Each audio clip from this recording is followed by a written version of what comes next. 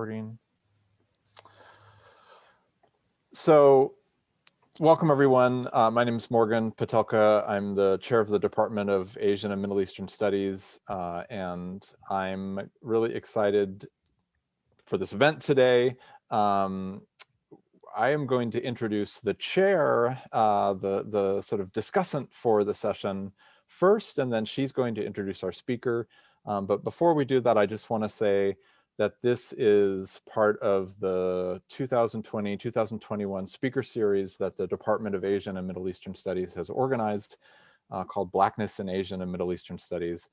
And we have been generously supported by the Carolina Asia Center and the Institute for African American Research, both here on campus, and also have received the co-promotion of many other centers on campus. And I just want to extend my thanks. This is a big collaborative effort with a big tent, and we're really thankful for all the support we've received. Our chair today is Morgan Wilson, who's a PhD student in the history department here at UNC Chapel Hill, doing really interesting research on the relationship between the British Empire and Korea in the late 19th and especially early 20th centuries, and is using the lens of museum studies and the circulation of art to better understand this really key moment in Korea's history, but also in the history of the British Empire. So let me turn things over to you, Morgan, and thank you again for suggesting our speaker today and for agreeing to be part of this event. Great. Thank you, Dr. Patelka, for that introduction. And thank you, Dr. Kim, for taking part in this speaker series. Of course. Dr. Nadia Y. Kim is a professor of sociology at Loyola Marymount University and the author of 2 books, both published with Stanford.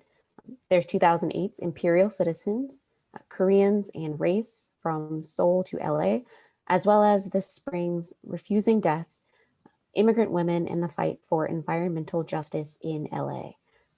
Throughout her work, Dr. Kim's approach centers neo-imperialism, transnationality, and the intersectionality of race, gender, class, and citizenship. And specifically, Dr. Kim's research focuses on US race and citizenship inequalities regarding Korean and other Asian Americans and South Koreans, as well as race and nativist racism in Los Angeles, immigrant women's politics of the body and emotions, environmental racism and classism, and comparative racialization of Latinxs, Asian Americans, and Black Americans. So welcome, Dr. Nadia Y. Kim. Thank you so much for having me. I want to thank Morgan Wilson, as well as Dr. Morgan Patelka. Morgan is the name to have right now. I love that. This is the first time I'm speaking at UNC, so this is exciting for me as well. So I want to just specify that I had to truncate the title because in order to have the talk be around 45 minutes, I decided I couldn't focus on Korean Americans. So I'm just going to focus on Black American relations with South Koreans, historical origins, present trajectories. Really quickly before I go on, I also want to thank all the co-sponsors, all the units involved. I'm especially appreciative because I know how much work goes into organizing talks, so I'm very grateful. So just, to kind of get us out of our Zoom couch mode, let's, go from our screen to this portion of the world, specifically Korea, and focusing today on South Korea. The questions that guide my talk today, what I'm going to be focusing on is, what is the history and present of Koreans and Black Americans' engagement? I'm not going to be able to talk about every dimension, but I will do my best to signpost when I have to limit the discussion. The sub-questions that I'm going to focus on are: how do internal Korean hierarchies interrelate with US racism? Where does this relationship seem to be headed now? And obviously relationship is broadly defined. The overall frame that I used when I wrote this work and to update it for talks like today's is the fact that Asian, Korean, and area studies does not adequately center race and racism, but especially global race and racism. So I know it's slowly but surely moving in that direction, but we really haven't centered it in the way, for example, political economy or political studies have been. And I would argue the same of US race studies. So this would be sociological, but also beyond. With regard to both Korean and Black Americans, for example, in the US, it's still too US nation centric. There really isn't the primacy given to empire, colonialism, and their variants. Um, all the focus is on the mainland, etc.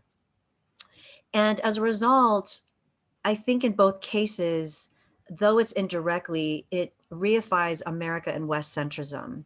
And it also reifies white supremacy. And I'll be detailing this throughout the talk. I will refer you to my book, especially for anything 2008 and before.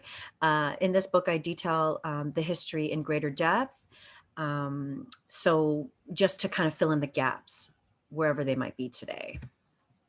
So the first point I want to make to address the overarching question is the way in which Koreans' own historical and cultural lenses boded well with US American anti-Blackness when the United States in particular arrived en masse in 1945, okay?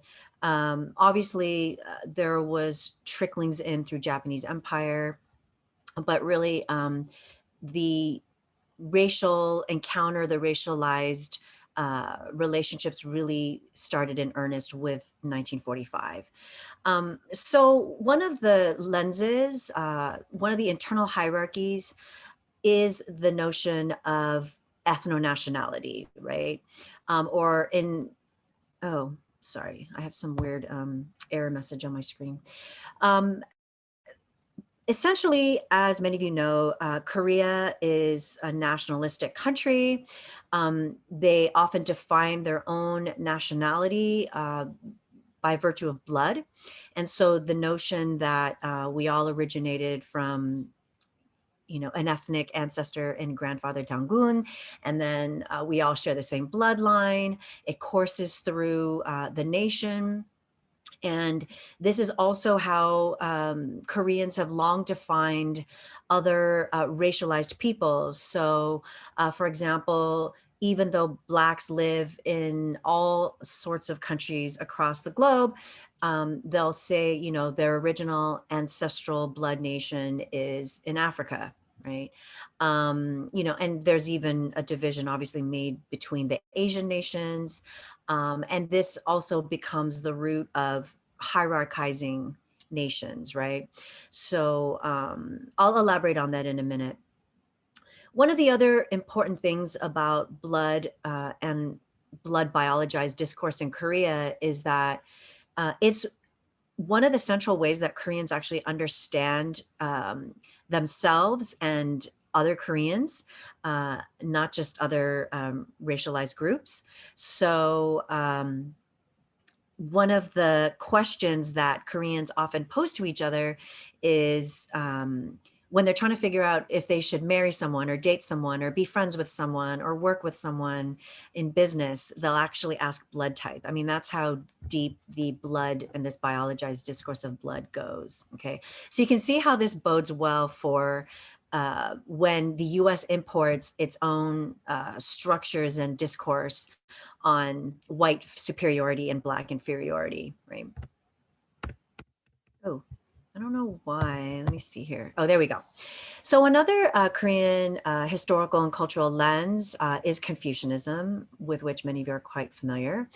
Confucianism stems from China and is a social doctrine, a social philosophy ethos that claims that in order for our society to have harmony and order, that people need to be ranked into groups and occupy the role, right, of your particular group. So in Confucianism, the hierarchies include ones we're probably very familiar with: man over woman, rich over poor. But it can also refer to age, right? So those who are older, even if you're just older by a month or two, you're higher in the age hierarchy. And geographic region, right? That also gets folded in sometimes. Please ignore my phone. It's probably telemarketer.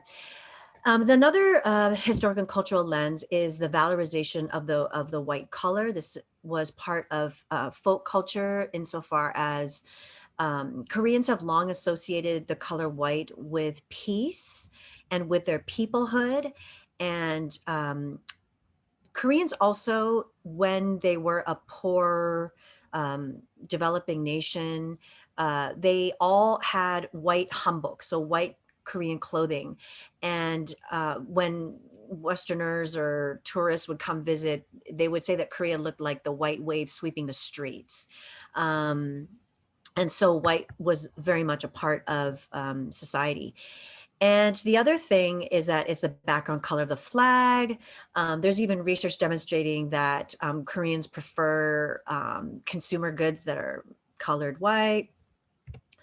And this also relates to the agrarian color class hierarchy, whereby the educated elite, the Yangbun, would be inside all day pontificating, writing. And then the peasants and farmers would be outside under the hot sun working. And so this order established that those that are lighter skinned are of higher class standing, those that are darker skinned are of lower class standing. Okay. And that agrarian color class hierarchy also links up to the beauty standards in Korea, which are slowly changing, but have, for a very long time preferred pale skin and associated that with beauty. This also comes through Japanese colonization, Akita beauty in Japan. And this industry has been propped up around this valorization of light white skin, right? So, for example, it's not uncommon in Korea to see both American and Asian companies marketing a product with the color white. I mean, the name is white, sorry, and it's often colored white. And it'll say, brightening skin effect, Now, with regard to the history and development of anti-Blackness in Korea, much of it is learned through Japanese colonialism, but I won't be able to delve into that today, but especially from US imperialism. And in the case of Korea's ties to Black Americans, it really is solidified through US imperialism. So the three main apparatuses that I've identified as promulgating this kind of anti-Black sentiment as it interrelates with Korea's internal hierarchies that I just shared with you would be the US military, US militarization, the mass media, and transnational exchange. I will mostly be focusing on the US military today. So just to kind of bring you into the scene, if you're not familiar, this is the DMZ in Seoul, and between Seoul and North Korea. And essentially the North Koreans are over here in these military uniforms, and this is the South Korean soldiers. The two countries are divided by this small, thin concrete block, okay? You can see them filming each other, surveilling each other. And to focus on how the US military introduced en masse Black America to Koreans was by way of the US military occupation, the occupational government, and what Koreans who especially lived in or near the bases and the camp towns and other military operations would immediately witness the Jim Crow segregation of the United States military. So Koreans witnessed whites being in the dominant positions as the highest ranking officers. Black Americans were often in segregated barracks or in segregated regiments, and they would sometimes be serving the higher status white US officers. Koreans were witness to Black Americans often being given the hardest tasks in the military or having to be combatants on the front line.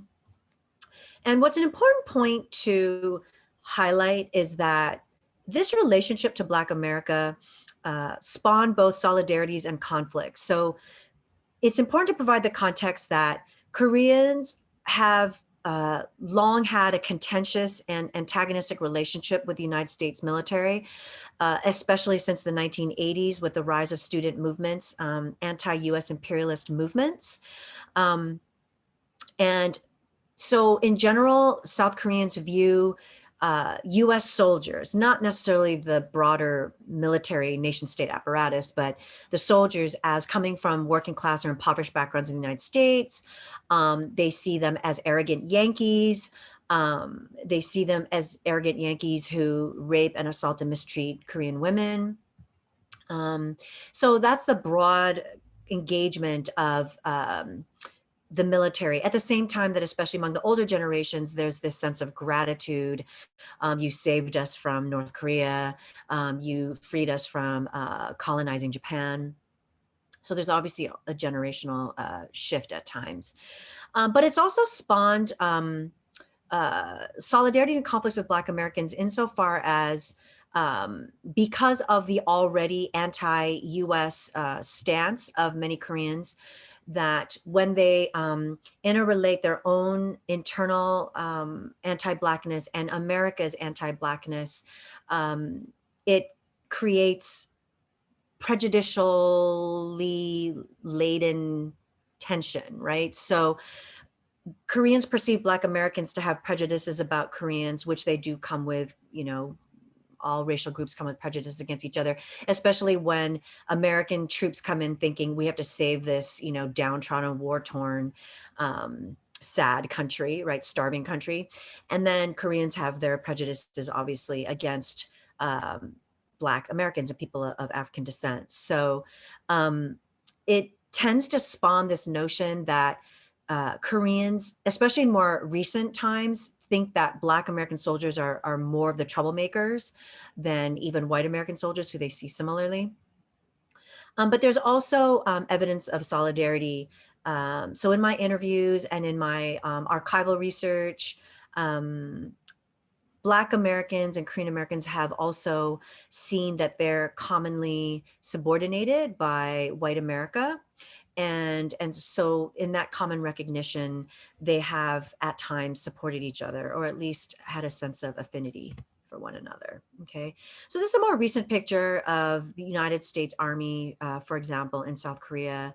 As you can see, many soldiers in Korea and elsewhere across the globe are Black American, as befits the long tradition of Black American participation in the US military. And so when I talk to Koreans, especially in the early 2000s, now there's more awareness, but they really talked about how when they first started encountering them, and this includes my own mother, by the way, just asking her about it, that the phenotypic difference that they could most discern, right, was the one between whites and Blacks. Obviously, there are indigenous, Latino, Middle Eastern soldiers that have been stationed in Korea for quite some time now, but because of Korea's own sort of demographic kind of insularity up until about the 80s, where it was mostly just Korean people looking at other Koreans or looking at other people who look very much Korean, that, it was only really that stark kind of racialized phenotypic difference that they could distinguish and that, that they could sort of comment on, right? And so I think to this day, that's still the case. And we still see examples of ongoing conflicts that I'll be documenting in just a second, okay? So one of the first things that most Americans don't know the world doesn't know, is that US militarism in Korea is seen not just as a white phenomenon, but often as a Black and white phenomenon. And because of this, especially as a superpower and as an empire, on the decline, but an empire nonetheless, we Americans of all racial groups need to understand from Koreans' own perspective and from their own relationship to the United States and their own history of subjugation, what it's like to have US soldiers come in and, commit all kinds of atrocities during wartime or other sort of power plays, right, that I'll list in a moment. So one of the first ways that we can understand Koreans' reception of white and Black military troops is the Nogunri massacre, okay? Very few of us know this, but this was actually the worst 20th century massacre in the world next to the My Lai massacre in Vietnam. And this is a film adaptation, A Little Pond, by South Korean filmmakers. And it depicts the terror that South Koreans experienced because during the Korean War, US military did not distinguish between North Korean troops that were refugees coming down and South Koreans themselves, who the US was there to protect. And so the US military indiscriminately mass murdered these Koreans, and many of them were women, and many of them were children, and many of them were elderly, okay? And so when Korea thinks about their relationship to the Yankee imperialists, they see such things as the Nogunri massacre as something committed by white, Black, and other agents of the US American nation state, okay? Other ways in which they have considered US imperialism to commit racism, right? Is through assaults. So this happens, to local Korean civilians, also rape, especially of Korean women, sex workers, and not. Murder rapes have also occurred. There have been some very highly publicized cases of murder rapes. Land infractions against the poor. So this is when the Korean government hands over whatever land to the US military to use however the US wants, whenever. And this often means displacing and dispossessing generations of Korean farmers from their land. And even when Korean farmers fight tooth and nail to get their land back or to get the compensation that they were originally promised, they always lose, okay? The US military basically reigns. And also the 1980 Gwangju massacre, which I'm going to elaborate on. I'm going to also elaborate on THAAD, which is the most recent controversy, major controversy dealing with the United States military. And there have also been new controversies because of COVID-19, okay? So to focus on the 1980 Gwangju massacre, this is also relatively unknown, but this is essentially Korea's Tiananmen Square, okay, massacre. And this was when in 1980, a military dictator was about to take over, had just declared martial law. Korean college students wanted democracy and protested for it. And so you see them here facing down the Korean military units. And what ended up happening is that no one knows the exact number. No one knows exactly what happened to every single student democracy protester, but anywhere from 200 to 2,000 were murdered. I'm sorry if these pictures are gruesome and triggering, but I think it's important that we know what happened because power continues when they're able to hide their atrocities. So, this is something that could not have happened without knowledge on the part of the US military occupational forces. It required special units that only the US military has. And so the US military has been implicated, okay, strongly. With regard to other major incidents that brought hundreds of thousands of Koreans pouring into the streets in daily protest was the tragic deaths of these two teenage girls, Shin-mi-sun and Shin-hyo-sun, when they were walking to a birthday party after school, and they were crushed by a US Army vehicle to death. Okay. And so in 2002, this is in Seoul, you had hundreds of thousands of people coming out. The incident remembered 10 years after. And as many of you may know, South Korea is quite uh, respected for its long legacy of protest, as you can see from Gwangju to today. Very coordinated, very vociferous, very intense, okay? And so this links up to Psy, right, of Gangnam Style, the horse dance, okay? Insofar as a video that he had, a video of a concert performance of him protesting the army tank crushing of these two young girls, came through in a very anti-American song, an anti-imperialist song. Kill those effing Yankees who have been torturing Iraqi captives, kill those effing Yankees who ordered them to torture, kill their daughters, etc. Kill them all slowly and painfully, okay? And in 2012, he actually apologized to the United States military because there was an uproar after video of this concert footage was found. He then not just sings this song, but he actually throws the tank down on the stage and crushes it. He actually had to also consider whether President Obama would disinvite him from the White House, but Obama did not. But I do think it's no accident that his career declined after this video surfaced. It also, of course, has to do with, you know, there's one hit wonders and how easy is it for a Korean rapper, you know, K-pop artist to really have a long shelf life in the US. But I do think that it's not coincidental, okay? One of the points about the Iraqi captives is, if you remember that Al-Qaeda had kidnapped a Korean young male missionary and had used him to, you know, make demands, and the South Korean government, trying to emulate every other Western government, said, we're not going to give in to your demands, and they beheaded the Korean missionary, and that was also why they're bringing up the issue of Iraq, okay?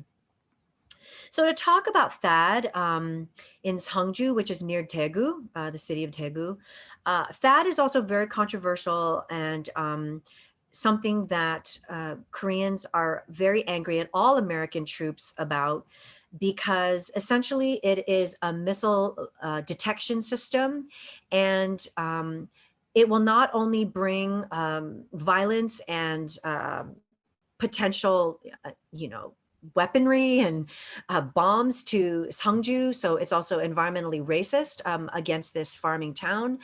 I guess you'd call it imperialist environmental racism. But it's also threatening their farming land that they've been on for generations. So this kind of connects up with the land infractions issue that's been going on since the 40s. As you can see, you have even halmonis, the grandmas, and the ajumas, the middle-aged women. You have the ajishis, the harabajis, the elderly men, middle-aged grandfathers in Korea, all out in daily, intense, vociferous, coordinated protest. They've been really bravely facing down the Korean military police. They're jeopardizing their safety by virtue of the US military getting involved. But you know, there's no backing down. There's really no fear about this. They are going to fight till the bitter end. You know, some people have shaved all their heads as a sign of coordinated protest. You know, people have done other things in other campaigns like against Japan continually oppressing the Korean peninsula to this day. Some Koreans still cut their fingers off, set themselves on fire. No THAAD, no Trump. When in Korea, they talk about stop US militarism in the Asia and Pacific, stop THAAD. They're talking about stopping US imperialist militarism, right? Pyeonghwa means peace. The other thing that's been going on is beach havoc, because a lot of the US soldiers are flouting Korea's very strong and very conform to rules of mask wearing. Korea has quite a bit of conformity, especially when the nation's well-being and security and health and status in the world is at risk, right? And so Koreans have actually taken it upon themselves to go to the beaches and, politely ask the soldiers to wear the masks. And many soldiers say, oh, COVID's fake, or they just reject them and they walk off. And so civic groups like the one pictured here have held rallies in front of the US Embassy, urging South Korea to punish the US troops, who've not just been doing that, but they've been flouting all kinds of social distancing rules by throwing a 4th of July party with fireworks on Haeundae Beach.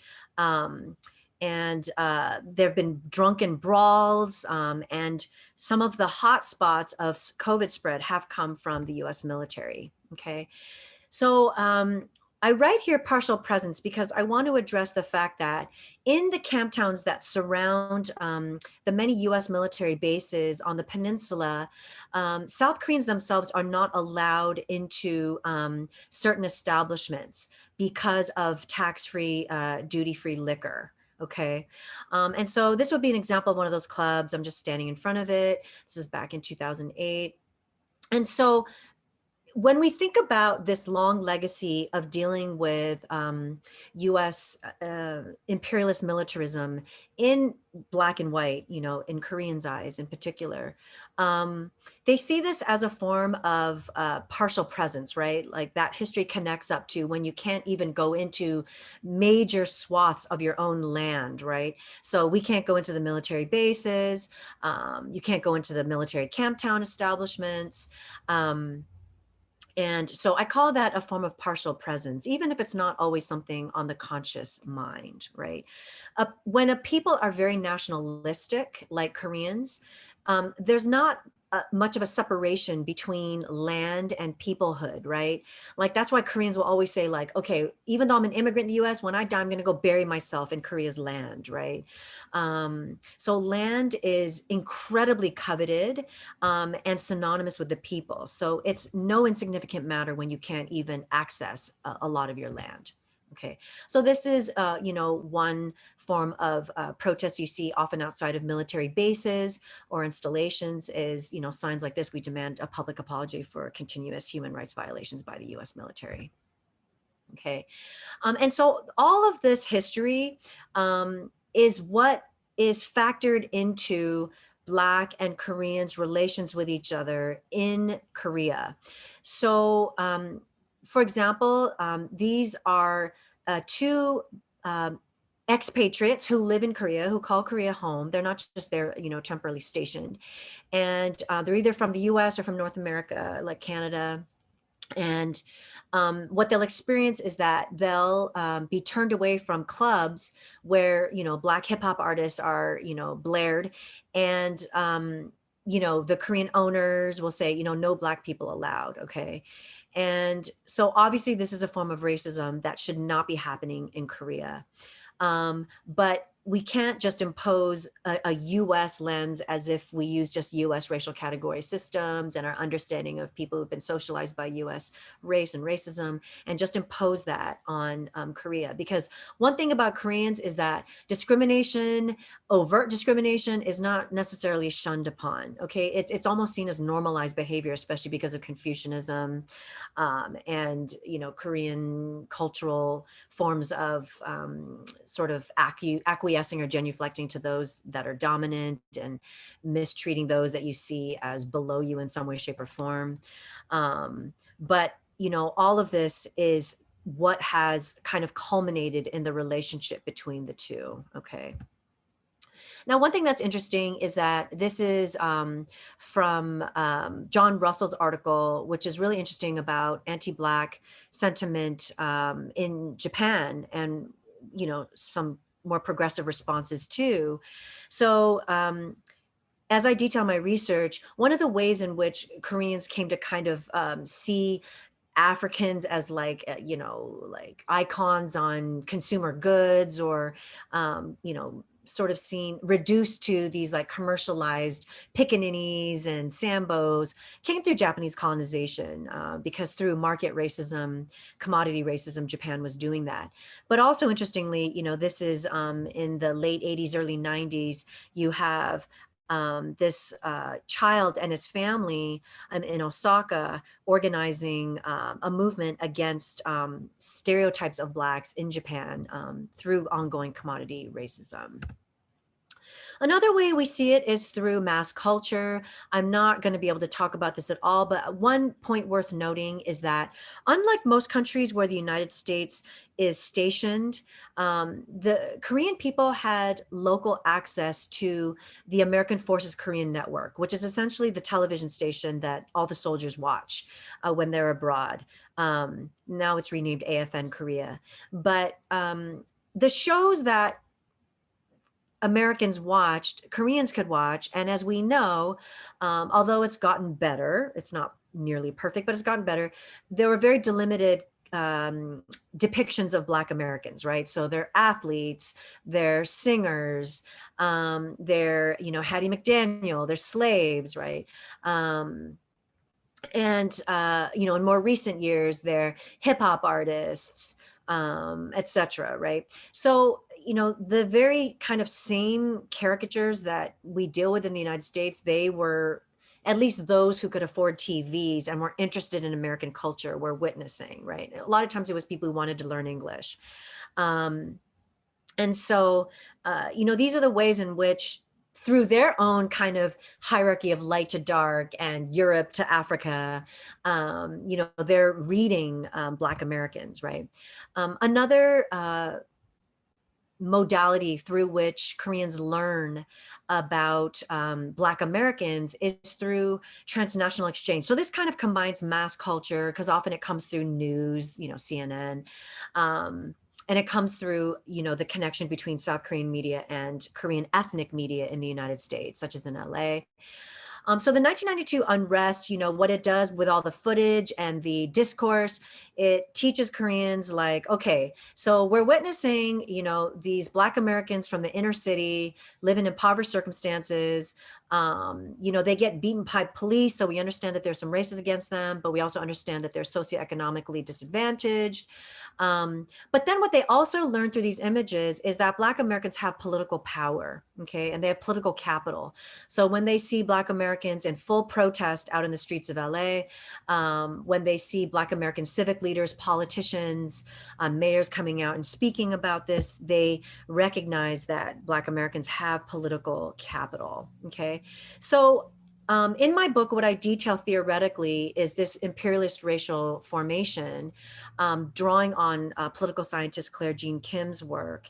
And if you kind of interrelate both South Korean and US racialized hierarchies, what I would argue from the South Korean perspective, as a South Korean, that the vertical axis would really be those that have dominant blood ethno-nationality, those that have subordinate blood ethno-nationality. So the way your country is doing, or how well your people fare across the world, has to do with the superiority of your blood origins in your country, ancestral country, right? Hence, that's why Europe and US white Americans in the US do so well, okay? And then on the horizontal axis, as an ethno-nationalist people, always vying for nationalistic recognition and ascending in the racialized global economic hierarchy, that they would draw it on the axes of not visible and disempowered in the world, and visible and empowered. So if we triangulate white Americans, South Koreans, and Black Americans, they would say whites on top, South Koreans in the middle, Black Americans on the bottom with respect to the vertical axis. But if you look at the horizontal axis, they would say South Koreans are still not nearly as politically visible and empowered as Black Americans are throughout the globe, right? Like the globe knows Dr. Martin Luther King, like no one could probably name a Korean political figure, okay? The globe knows, Black's greatest writers and athletes and entertainers, and, the world knows BTS. And Blackpink, right? So even today, I believe that would be the theoretical understanding. Now, we also have to talk about the Obama effect. The Obama effect is important because South Korea is unique for absolutely adoring Barack Obama. Okay. And I think it has to do with his relationship to Asian Americans and Asia, that he's an immigrant. They probably love that he fits the good Black stereotype, right? But interestingly enough, in this Ipsos Mori poll, and I'm sorry, this was a screenshot, but the question that Ipsos Mori asked is, it's down here. As you may know, current US President Barack Obama leaves his position in January 2017. On balance, would you say has been a good president or a bad president of the USA? Korea, out of all of these countries, India next, Russia at the bottom, saw him 92% out of 100 as having done a good job. I mean, that is astounding, positive, like popularity ratings, right? And so over 9 out of 10 Koreans loved Obama. And my cousin told me that they actually think he's their president, right? Not an American president. I do want to talk about the K-pop effect. I spent a little bit more time on US military than I wanted to, but I'm going to go through this relatively quickly. I think the K-pop effect is something that can help reproduce anti-Blackness. It can help reproduce anti-racism and Koreanness under US empire. At the same time that I think that, we're kind of seeing a combination of all of these things, okay? So I have here Rain, right? Gangnam Style, the Wonder Girls. I mean, these were sort of the broaching of Korean soft power across the globe and into the United States. But none of them have talked about or dealt with issues of political significance or of race like BTS have. Now, 방탄소년단, BTS, they have not quite addressed it in a manner beyond just, we support Black Lives Matter. We're going to throw you $1 million to the Black Lives Matter movement. But it is baby steps, right? It is significant in that most agencies, the top 3 agencies in Korea for entertainment, completely censor their acts. They basically manage every little thing they do, from every word that's uttered to everything they say. But Big Hit Entertainment, which is not one of the big 3 that manages BTS, essentially lets them be more politically open and gives them license, right? More latitude to kind of speak on what they want. So that's also why they've talked about BTS. RM has been outspoken. RM is the leader right here, the English speaker. He's the one who supports Palestine. They've been quite supportive of queer and women's issues. And so you rarely see that, okay? Blackpink, for example, is managed by YG, one of the big 3. They never speak about political stuff, okay? But at the same time, you also see how their own socialization by Korean race norms, by Korea and Han Koreans kind of being the hegemonic majority people. So this is an example of before BTS really blew up in the United States. Jimin, who's one of the beloved members of BTS, considered the best dancer, whatever. He was doing a vlog with Jungkook, and they were, on vacation, and he was talking about how Jungkook got so tan, which I don't really see, but he used the word in Korean that's kind of a combination of what they think. It's like an almost like a belittling term of endearment of Black Americans or Black people, or when used in anger, it can be considered like the N-word. And so, you know, they get flack for this, especially when Black American and Black BTS fans find this videoed evidence, and they find other evidence in the past of them having, you know, basically been racist or prejudiced. So BTS is learning, right, through the fact that they've become this improbable global sensation, that they have to appeal to what's going on politically in the United States. So they donate $1 million to the Black Lives Matter organization amidst the political revolution post George Floyd's murder, right?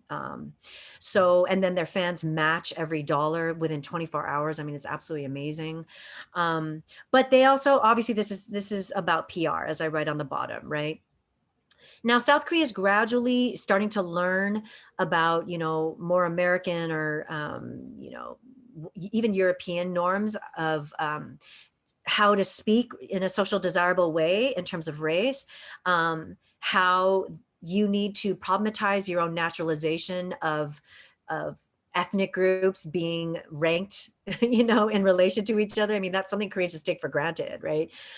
They do it to their own Koreans that live in China and Japan and other countries, you know, that Han Koreans in Korea like look down on them, you know? So they start to learn that they have to use words like hukhyang, you know, and hukhyang is actually a very honorific term for Black people, because hyung is only used when you are honoring someone who's older than you, right? A brother who's older than you. Because they could use the word dongseng, which is for a younger brother, right? But they decide to use hyung, which is honorific. And they're using this unilaterally, like regardless of whether the Black person is younger than them or not, right? Huk means Black, right? So hukhyang. And so that's becoming more used in common parlance in South Korea. But again, we can't, in an arrogant US fashion, impose our own race, history, and legacy onto a country that's very different, okay? Another thing that's been happening is that you see BTS Black fans having to deal with racism from other BTS fans.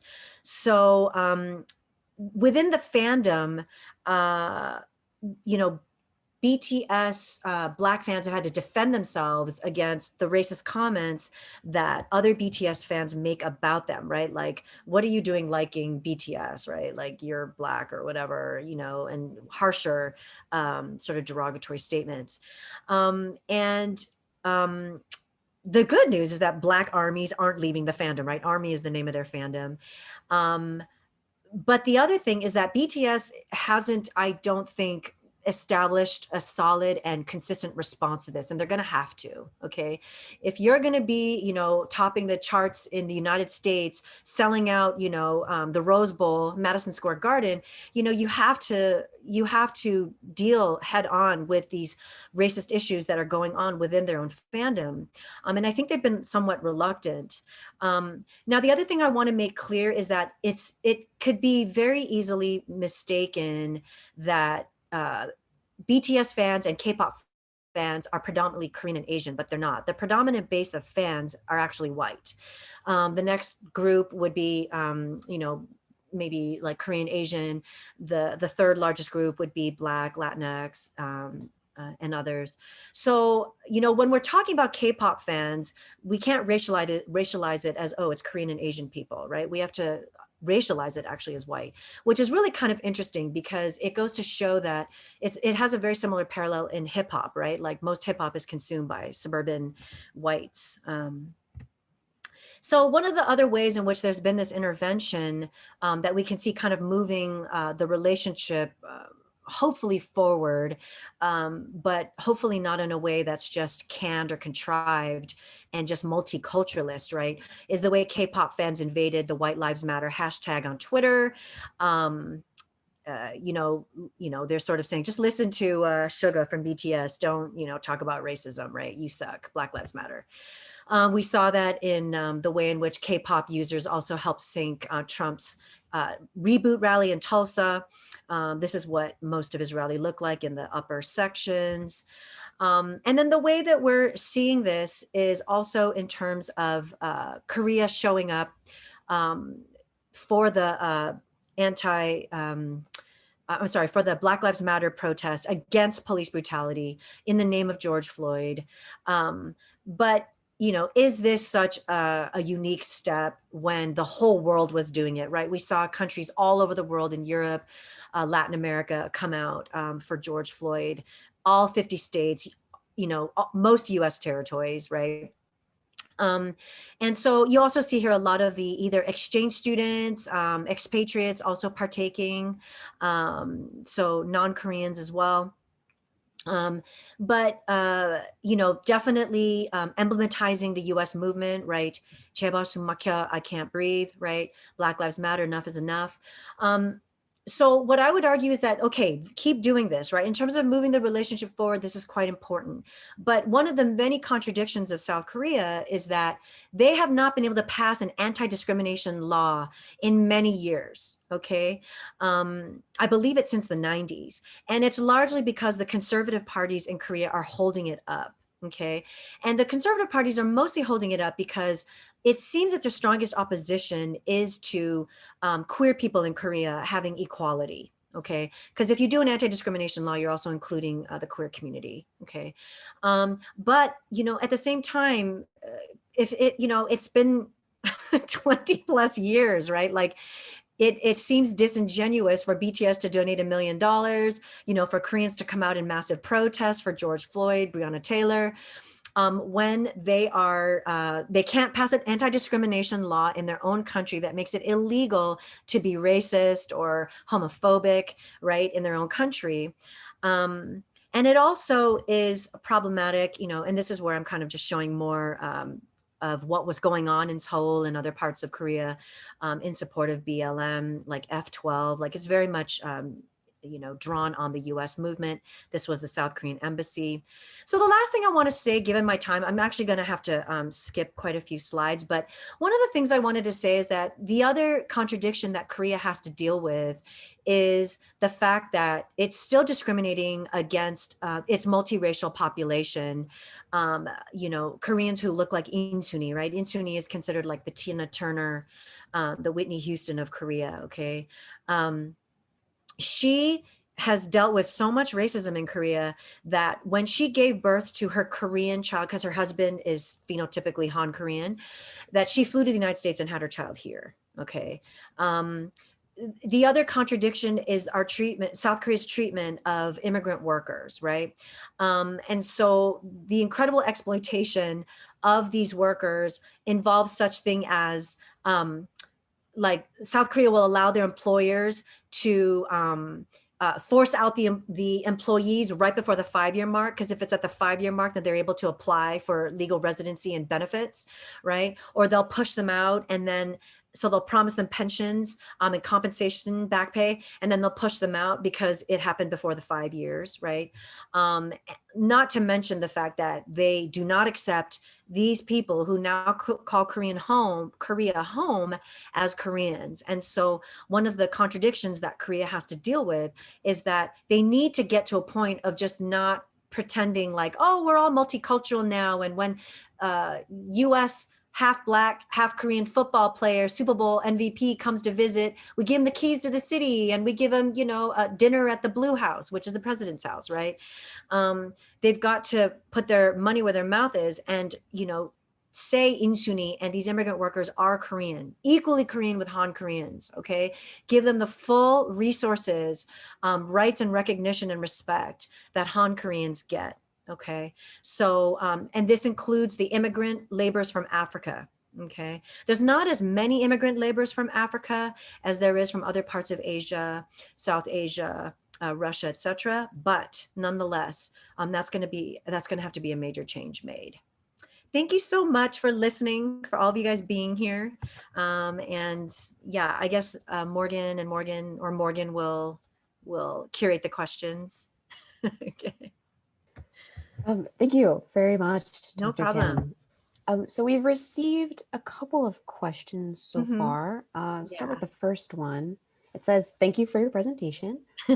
Can you say something about your research methodologies, sample size, demographics, etc.? Yeah.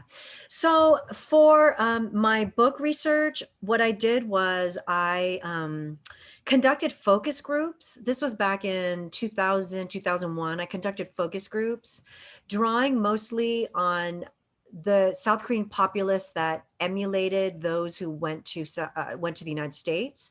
And that's because I was really interested in corroborating what the Korean immigrants in the US had said about their understanding of race prior to coming, because it could very well be a revisionist memory, right? Because even if some of the Korean immigrants had been in, LA or wherever for only 5 months, like, 5 months is still living in the US and experiencing race in the US, So I mostly wanted to draw on middle class, more educated populations, because that emulates the immigrants, most of the immigrants that come to the United States, not all, but most. Okay. And obviously, most of the ones that came starting in 1970.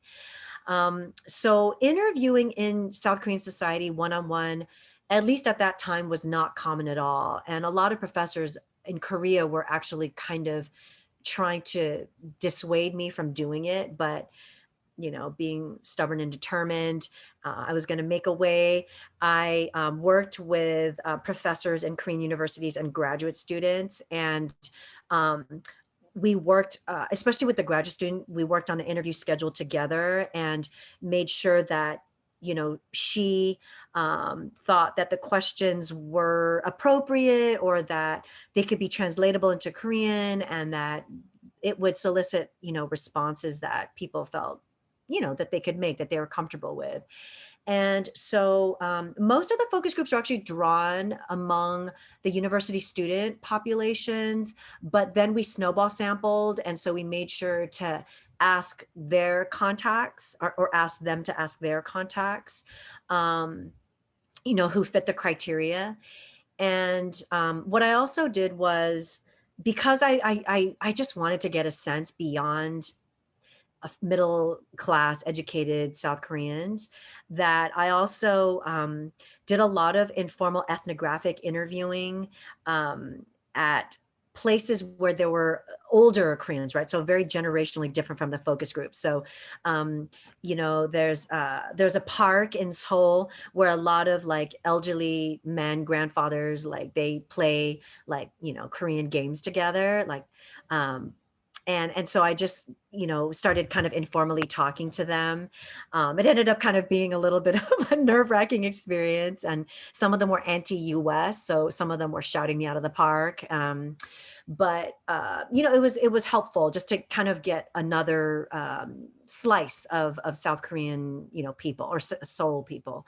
So the other thing I did was I did ethnographic interviewing, informal interviewing with the church. So I was part of a church group, since I knew Christianity was so popular in Korea, and did a lot to lead the discourse in Korea around religion and social issues. So I was part of a church group, and then I went to church every Sunday, and I informally interviewed a lot of them about the same questions on the interview schedule. And then I also did so in my boarding house. So I was living in a boarding house with students or people that were newly in the professional labor market. And so I did a lot of ethnographic interviewing there. Now, the other methods were I conducted archival newspaper research. So I did that for the historical periods much in the past, such as like, starting in like the 1800s, 1900s, and then up to the present day. And then I also, after my dissertation had been turned in, I got interested in chat rooms, like netizens. And so I went in and, sort of did a lot of like internet research and chat room kind of research, where they were talking about like the US, or having relationships with white men, or what they thought about the US military and things like that. So that was a long-winded answer, but it was also a very complicated research methodology. Great, thank you. Yeah. See. The next question, so you talked about Obama's popularity within South Korea.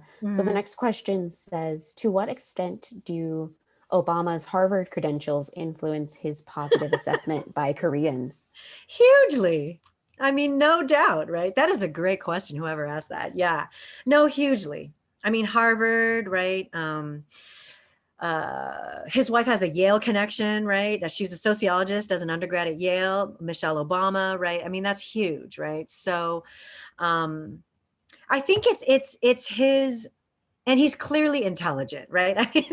I mean, he's considered possibly one of the most intelligent, heads of state we've ever had in the United States. So, he's clearly intelligent. He comes from that pedigree. I think um, Koreans also really admire people who can come from more humble beginnings, right? I mean, his mom was obviously, she was, a PhD recipient, but, he didn't have a dual income family. His grandparents, were not well off, wealthy elites, right? I think they like that narrative, right? Of especially as an African American person, right, experiencing racism, which Koreans are aware of, right, in the United States, and then being able to go to Harvard, being able to teach, University of Chicago, Michelle Obama graduating from Yale and Harvard. That makes a huge difference. But I also do think it's his immigrant background, right? Like one of the ways in which Obama marketed himself and campaigned was as a global citizen, right? So that's why he gave speeches to huge crowds in Berlin, and he went to Puerto Rico, like he really emphasized his immigrant background, his Kenyan dad, his time in Indonesia, right? And he's from Hawaii, right? I do think that connection to countries outside of the US, and especially to Asians and Asian descent peoples, I think it matters hugely to the Korean people. Yeah. Okay, the next question is more around popular culture, I think. Yeah. So Maya Gopal asks, Mhm. well, first she says, this was a super interesting presentation. Thank I agree. you, Maya. And she says, or they say, I was wondering if you have done any research on Black fetishization in Korean music industries, specifically the K-pop and K-hip hop industries, and gives examples like Black fashion and music, Yes. appropriating hairstyles, etc. Yeah. I haven't done research on that directly because that is a research question unto itself. But for my book, and, the update to my talk is really me just kind of researching more informally on my own. Um, but yes, like I did research it with regard to the way in which K-hop and K-pop, right, as they were becoming so mainstream, right, like the way in which in particular Black masculinity, right, was being appropriated, redefined, right, flexed by Korean K-pop artists, right. And so what I found was that in the beginning, especially when Korea wasn't kind of being schooled, right, by either their own more well-read progressive citizens on race, or by some of these issues that have sprung up, right, like uh, BTS fans basically censuring them or criticizing them for, some of the statements, like the statements made by Jimin, right? Is that they would like wear blackface, or they would like put on tanner. I remember I was walking around Seoul one day during my field work, and I saw like this like young kid. He was young, wearing like locks, like it was a wig, and performing like K-hop on the stage. This was out like in public somewhere, and now you're kind of seeing like Korean women in the industry who are not like uh who are not part Black, right? Like some of the famous Korean K-pop artists are part Black, but the ones who are not, like kind of adopting like, okay, we'll wear braids and we'll put on like, tanner. But what's interesting is you don't see that now. And I think a lot of that has to do with um, like BTS getting in trouble too. So RM at one point, I don't know, he kind of locked his hair, and um, like photos of this surface, and then there's an outcry, right? And then RM apologizes. That's usually like the standard process is RM apologizes. And then he says, look, I'm Korean, I'm in Korea, like we barely have much of a Black population, I'm still learning, I'm reading. And then, but he then demonstrates like, look, like, I've learned and this is what I've learned. And so I think it's from that kind of encounter, like those kinds of incidents, some of which become controversial, that and Korea gradually kind of, because of more like, global cross-pollination, more market and cultural cross-pollination, especially with Parasite and things like that, that they're starting to learn like American social desirability norms about what's proper, not proper, what's cultural appropriation and what's not. And it's slowly starting to happen. So it's it's not as blatant and as racist, like it's not as in your face culturally appropriative, um, but it's always an undercurrent insofar as um, like Korean people are kind of taking Black music and not giving proper credit, right? Like there's not proper attribution, which we also see by white hip hop artists, from Vanilla Ice on downward, right? Like in the United States. Um, but, like Koreans don't understand the long history and the long legacy of Black cultural forms being stolen from them and not attributed, and whites or other majority populations profiting off of that, right? Like they don't know necessarily or negotiate that legacy of the music being originally seen as garbage, like the way jazz and hip hop was like, what's that, and now being like a global commercial juggernaut, right? They don't, so as long as they're doing that. Now there's always exceptions to the rule, like Drunken Tiger and the Blue Prophets. I mean, there's all these people, there's exceptions to the rule, but in terms of the mainstream, all the K-pop artists that have become mainstream, you really don't see that as much, right? So that is something that I think is fetishization that they're going to have to continue to contend with. Thank you for that answer. Yeah, no So we problem. don't have any other questions right now. We could take a few more minutes if someone wants to submit another question. While we maybe wait for more questions, I'd like to ask, Yeah. where or do you see intersections in Korea between anti-Blackness and perceptions or treatment of, for instance, Southeast Asian migrant workers or other minorities within Korea? Because I know recently, within the past day or two, there's discussion over a K idol using anti-Black language, talking about Southeast Asians in a, I think it was a rap from before they had debuted. So could Oh, you talk yes. It's about always the stuff that? from before. Do you know which idol that was? I think it was one of the members of Stray Kids Okay. from JYP. Okay. Mhm. Okay. Yeah. Yeah. I mean, there is definite. So, yeah, that's a great question, because I think it links up well with the first slide or the first couple slides where we were talking about how, Koreans are really sort of understanding that hierarchy of light to dark through that like dominant blood ethno-nationality and inferior blood ethno-nationality lens, right?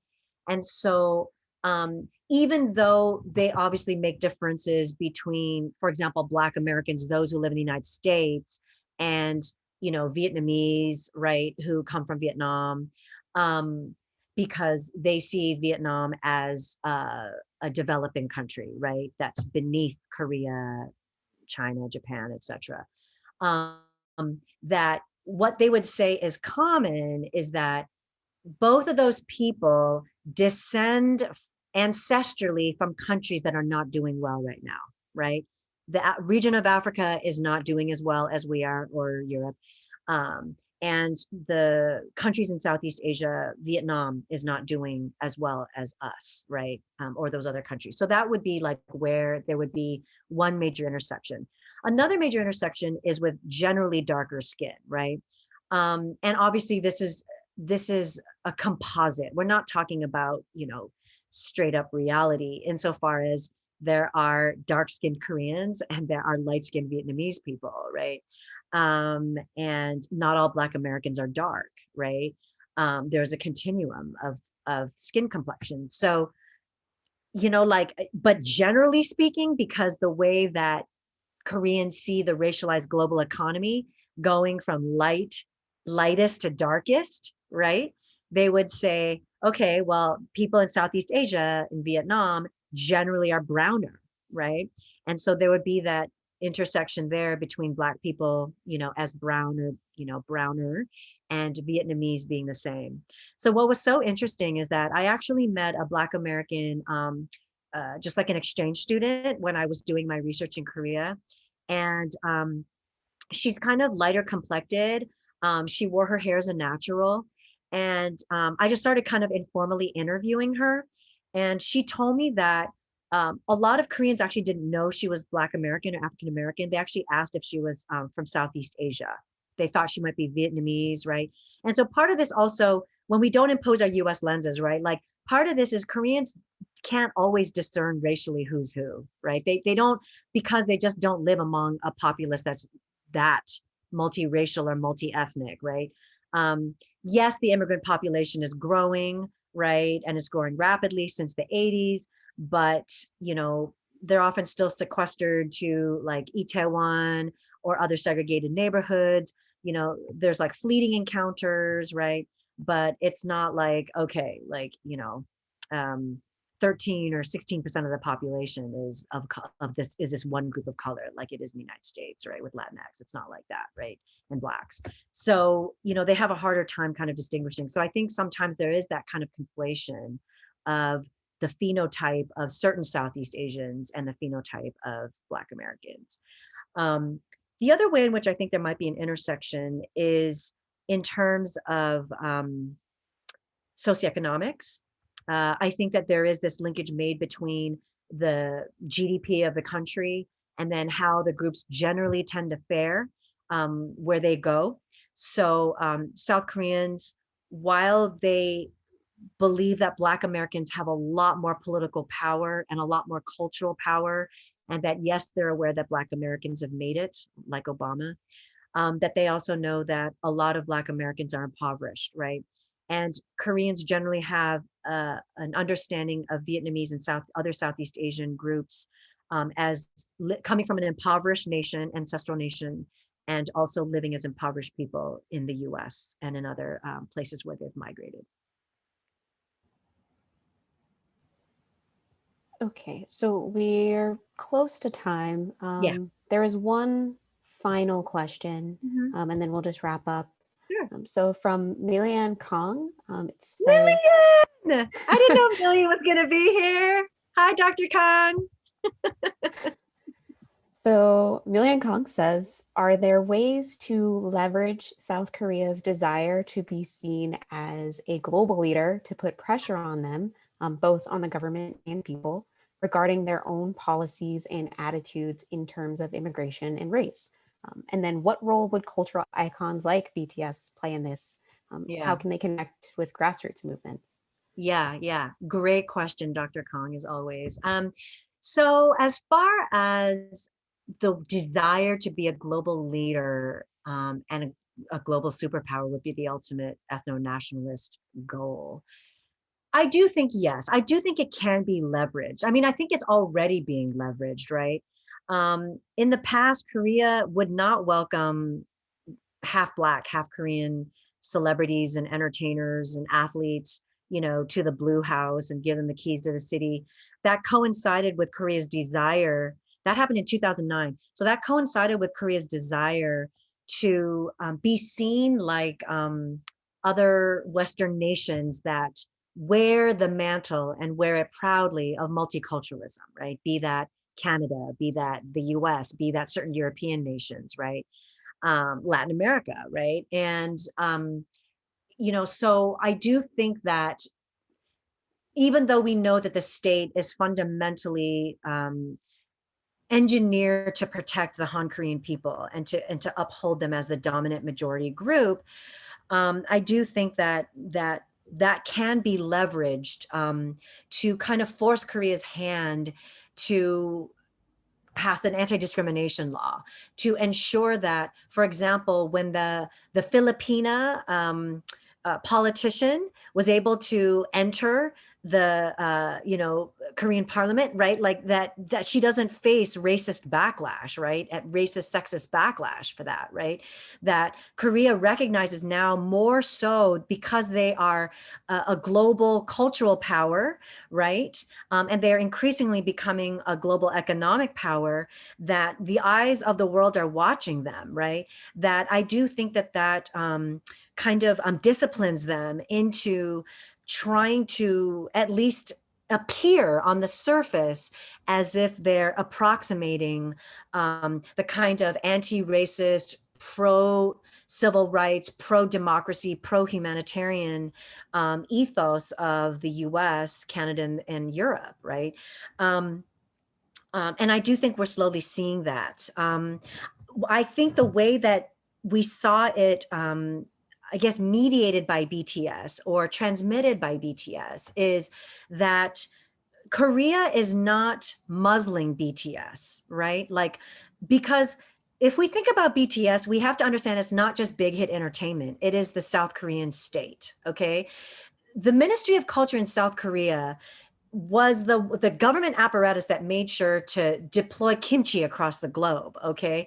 It is obviously no insignificant matter to the Korean state, the Ministry of Culture in particular, to, spread Korean fare and Korean pop culture and Korean movies, dramas throughout the globe, right? Because they see it as directly tied to their status in the racialized global economic order, no doubt about that.